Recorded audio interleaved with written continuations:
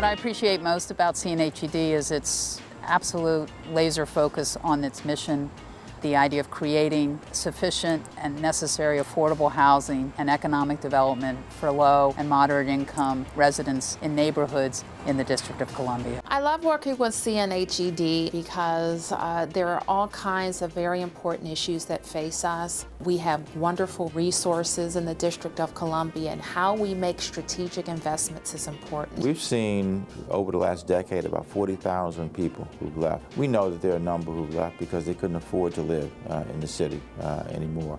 And, you know, working with Bob and the coalition that he's helped to spearhead, I think we've made a significant contribution to keeping the door open to the District of Columbia. A lot of the successes we've had have been right here in the Wilson building. We've had rallies right out here on behalf of affordable housing, small business, technical assistance, and our advocacy has resulted in really gains in resources for both of those things. The coalition is top-notch in its advocacy and strategy to represent the community development industry, and that wouldn't be achieved without Bob's strategy and leadership and allowing the many soldiers, both the wonderful staff at the coalition as well as the board and the many volunteers, to execute on his strategic vision. Mayor Williams became mayor. We had a particular thing that we were pushing for, and the mayor was not happy that he was getting this pushback.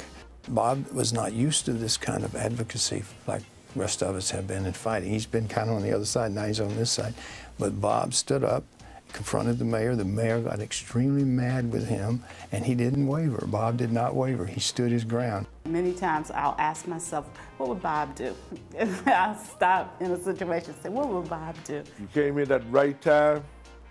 You showed us the way, and you showed how it could be done. Bob really made a huge impact in housing and community development in Washington, D.C.